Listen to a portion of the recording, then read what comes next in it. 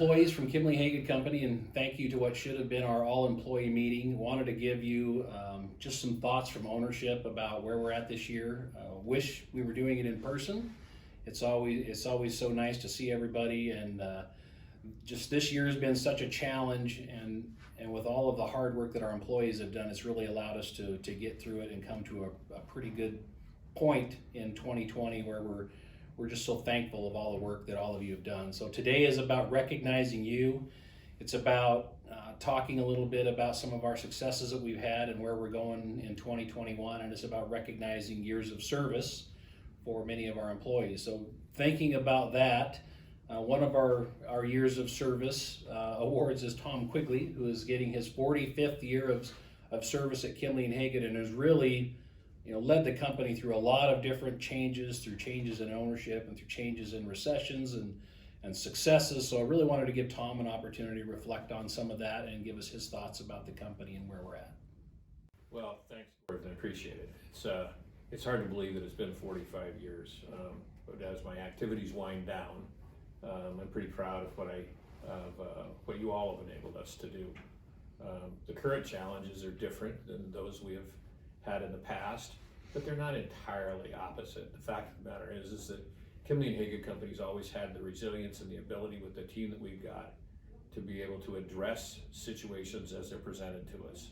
And we do so with an approach towards not knee-jerking our decisions, but more methodically going through a process of saying what's logical to occur and making sure that the interests of our the interests of our customers and clients remains at the forefront of what it is that we do. It's been a very interesting run. There's no question about it. I started at Kiemle and Hagood when I was 23, and it was 1975. I won't tell you what we earned in those days, but it wasn't much. I've got financial statements on Kiemle and Hagood back to the very first month that we existed, and we made a profit of $1,500. It was a whopper, but we were very proud of that fact. I've used the number through the years that when I got here, there was about a total of 14 employees. I believe that included our our facility staff as well. In those days, we didn't have facilities maintenance that was our employee, but there was only about 14 of us. And very proud of the fact that there's now pushing 180-ish at this point in time, I believe is the number. And it's pretty amazing to have watched all of this occur. We've gone up and down through the years relative to things that are not within or that are not controllable by us. In the late 70s, interest rates were 20%. We couldn't do a real estate transaction if we were trying to buy it ourselves. It was a very difficult time. In the mid 80s, there was a significant tax law changes that wiped out years and years of the standardized approach that we all used on depreciation and other ways to value properties. And we actually figured it was like the end of the world. We're not sure how we were going to make those changes, but you adapt. And that's what you guys have always been really good at, is the adaption part. We had some pretty significant ownership issues in the mid 80s at that point in time too. And probably it was our biggest challenge relative to ownership when the leader of our property management team at that point decided to go out on his own and take essentially 25% of the company with him and none of the overhead. It was not an easy time. But the fact of the matter is that, again, with your help and help of everybody we had on our team at that point in time, we were able to work our way through it. In the late 90s, we had the whole tech thing, what was going to happen with Y2K and all of that. It was a pretty significant time in the company as well, because everybody was laying low a bit as they were uncertain about what the future looked like. Realistically, in what it is that we do every day, uncertainty is the biggest challenge that we've got. And the more uncertainty that we can pull out of any decision-making process, whether it's our own or our investors or other owners that we work with or clients or customers, however you want to describe them, uncertainty is a spot that creates a problem. And the fact of the matter is our job is to solve those problems. Cut the uncertainty out of the discussion. So while we've never necessarily been the hare in the tortoise and the hare race, the fact of the matter is that we've always kept our eye on the ball, and you guys have helped us do so. when we approached, or when we got, not approached, when we got involved in and were pushed into the Great Recession of the late 2000s rather, it was another significant challenge for us. We had a great team of people, and I think that we made good and quick and appropriate decisions at that time. And I think that we should all be very proud of the fact that we never laid off a single person in that whole stretch, not one. And as a matter of fact, when we came out of it and things started turning around a bit at the end, we were adding people because we had done it right and we'd been careful. Certainly we made some hard decisions. We had to pull back on the 401k, we had to pull back on bonuses, we had to pull back on raises, we had to pull back on a whole variety of things that we were doing, but we didn't lay off anybody. And I think, as far as I'm concerned, one of the most challenging times, but also one of the most proud times I have of the job that Kiemle and Hagood did together, pulling the wagon the same direction. It was absolutely phenomenal. So as I think about some of that stuff, I think it's really important not to lose track of it. What we've got going on now is a bit different, as I said, but realistically, if we think about it, we methodically take our steps, and you guys have enabled us to do that, then we're going to continue to progress, and we're going to continue to progress well. We've always been able to sustain ourselves as well because we've got so many legs under the stool. Realistically, Kiemle and Hagood Company has, between brokerage, property management, and facilities, and development services, if you want to call it that, and a variety of other things that we're engaged in. Even if brokerage, which tends to be the most volatile of what it is that we do, because to some degree it's a little bit beyond our control, frankly, but the most volatile because transaction volume can be up and down. Property management and some of the rest of the stuff that we do, facilities management that we do, enable us to keep pushing forward all the time.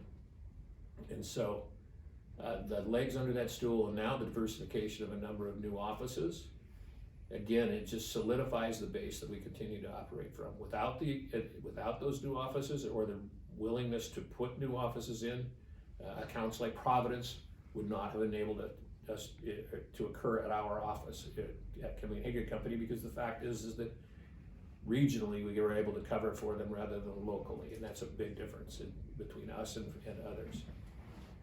The other thing is that it's always, I think, differentiates Kiemle and Hagood a little bit. I continue to call it Kiemle and Hagood. I know you all continue to call it, the new process is Kiemle and Hagood. I get it, it's good. 45 years is hard to train me, but as everybody knows. But realistically, we've also been careful about the ownership of Kiemle and Hagood. And we've done so with an eye towards balance of ownership. We've never necessarily let the brokerage mentality run the company. It tends to be more aggressive and maybe more risk oriented. And we've never had an over influence on property management side either. We've always had a good balance. And as a result of that, I think that there's a respect amongst the ownership that's enabled us to make good decisions, albeit not always as quickly as we'd like. However, we've been able to sustain ourselves with your help through all kinds of different times. And I can reflect back on 45 years of this experience. And as I say, I've got a few things I need to wind down over the next year or so. But realistically, I've got another year of ownership, and then after that, I'll be just trying to get some of the stuff finished that I seem to have gotten myself in the middle of. I look forward to watching Kiemle and Hagood continue to grow. You guys are amazing from the standpoint of looking down the road, and I fully expect that Kiemle and Hagood's going to be around for a long, long time, and provide nothing but excellent service to our customers and clients. That's the primary driver, and I think it should bode well for all of you, for the people that we work with, and the services we provide. So thank you very much for many, many years of a pretty cool experience. Well, thanks, Tom. Appreciate your words, and good afternoon, everyone. As Tom mentioned, brokerage transactions are a little out of our control, and 2020 was a year that definitely proved that to us. We started off in the first quarter of 2020 with the strongest quarter we've ever had as a company. Transactions were busy, office space was being leased, and there was a number of transactions for full floors in downtown Spokane. At the end of March, when the state of Washington put a hold on everything going on in the state, a number of our brokers lost transactions. One of the worst things that occurred, though, is that commercial real estate wasn't allowed to be performed for the next 2 months. It wasn't until the end of May that our commercial brokers in Washington could continue business. The difference we saw over in Idaho was that our Idaho brokers were able to operate, and we saw a number of transactions. The Coeur d'Alene office for the year ended up to have the biggest year it's ever had. A lot of that was driven from land sales. People like Pat Eberlin, Chad Bird, and Chris Schreiber were able to get transactions done that we've never seen. Land that's been listed for 20 plus years is now selling. We saw that also occur down in the Palouse market with land that Shelley Bennett's had forever, finally sold in September for a large corporation to move a headquarters. Tri-Cities also kind of wrapped up in the state of Washington, just moved to phase 2 just in the last month. So our Tri-Cities office, Spokane, while we've seen some activity, it has been hampered by the state of Washington and their regulations. But because we have the best team in the markets that we operate in, we've been able to move forward, get deals done. It's every month has kind of been a question mark as to what kind of month we're going to see, but we've been fortunate because of the team that we have to get deals done. So we've got the best team in the market, and we've been very fortunate for every one of you guys. So thank you very much for the year. And we look forward to 2021 with more deals that are occurring, but probably mostly different deals as we're starting to see. So thank you. I think it's so gratifying when you hear what Tom talks about and the changes in the company. I've been here 30 years, and to have the opportunity to work with Tom for 30 years and to work with Casey over the last 15 and the previous ownership, the thing that's so gratifying to me is to see that support that ownership has for each other, and to challenge each other and to support each other and really try to drive what's best in the company. And that cooperative effort, I think, between brokerage and property management has been incredibly beneficial this year, as we've seen a significant growth in our property management portfolio, and a lot of that's driven by brokers having a favorable view of property managers and encouraging people buying property to hire Kiemle and Hagood to manage the real estate. So it's been an awesome opportunity to see that cooperative effort between brokerage and property management. We've got just an incredible year in K&H Facility Services, and we've seen our technicians out there working, wearing masks, trying to do things in buildings that frankly are just different than anything they've ever experienced. And the attitudes have been great, and the effort has been great as we've continued to grow the K&H Facility Services portfolio. And this year we get to congratulate and say goodbye to Jerry Van Gilder, who has just been an incredible leader and just an incredible mentor of mine. And I really learned how buildings operate from Jerry, working with him in the Chase building 30 years ago. So just very big shoes to fill this year, but just an amazing opportunity to see a talented group of individuals continue to diversify the work that we do at Kiemle and Hagood, which I think is so important. Our residential management department saw a change in leadership with Barb Schroeder taking the helm, and we've really seen an opportunity to grow our management portfolio with her help.